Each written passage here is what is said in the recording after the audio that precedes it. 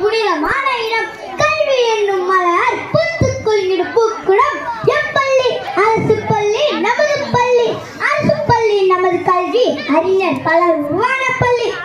அரசு பள்ளி தனது ஆற்றலையும் அனுபவத்தையும் எங்களுக்கு அனுதினமும் அறிவாக வழங்கிக் கொண்டிருக்கும் எங்கள் ஆசிரியர்களுக்கும், இப்பள்ளியை எங்களுக்கு அடையாளமாக ஆக்கிய எங்கள் பெற்றோர்களுக்கும் என் இனிய மாலை வணக்கம்.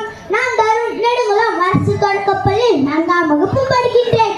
நான் இன்று எடுத்துரைக்க வந்திருப்பது அரசு பள்ளியினை பற்றி.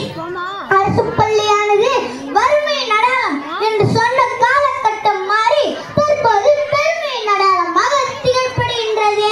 தவமாய் தவம் இருந்து வரிசையில் காத்திருந்து தங்களது பிள்ளையை தனியார் பள்ளியில் பெரும் நம்பிக்கையோடு சேர்க்கும் பெற்றோர்களுக்கு இடையே எந்தவித அச்சமும் இல்லாமல் தங்களது பிள்ளையை இப்பள்ளியில் சேர்த்து இங்கு அமர்ந்திருக்கும் ஒவ்வொரு பெற்றோரும் ஒரு பெருந்தொகைகள் என்று சொன்னால் அது மிகையாகாது. விளம்பரங்களாலும் காணொலிகளாலும் தங்களது பள்ளியில் உள்ள வசதிகளை சொல்லி தனியார் பள்ளியில் சேர்க்கும். தனியார் பள்ளியில் உள்ள அதே தரம், வசதி, படிப்பு, விளையாட்டு, மேலும் அதை விட மேலான சமூக பழக்க வழக்கங்கள் இவை அனைத்தும் அரசாங்கத்தால் இலவசமாக அரசு பள்ளிக்கு கிடைக்கின்றது என்பது மறைக்கப்படுகின்ற உண்மையாகவே இருக்கின்றது. எட்டு சுரைக்காய் கறிக்கு உதவாது என்ற பழமொழிக்கிணங்க இன்றைய தனியார் பள்ளியில் தரம் இருக்கின்றது.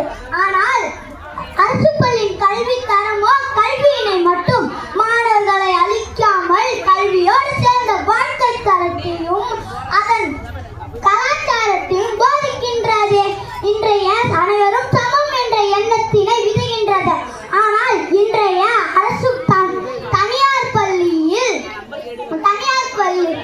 கல்வி கட்டணம், பள்ளி வாகன கட்டணம் என செலுத்திய மாணவர்களை ஒரு விதமாகவும் கல்வி கட்டணம் செலுத்திய மாணவர்களை ஒரு விதமாகவும் பாவித்து மாணவர்களுக்கு இடையே ஏற்றத்தாழ்வுகளை உண்டாக்குகின்றது.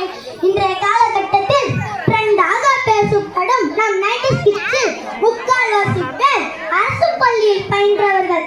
ஏன் பெரும்பாலான அரசு பள்ளியின் ஆசிரியர்கள் அரசு பள்ளியில் படித்தவர்கள் தான். படியேறி சீட்டு வாங்கி மாணவர்களுக்கு ஆங்கில வழிக்கல்வியினை படிக்க வைக்கும் பல்வேறு பெற்றோர்களுக்கு மறைக்கப்பட்டவையாகவே உள்ளது. அரசு பள்ளியின் ஆங்கில வழி கல்வியும் அதன் தரத்தையும்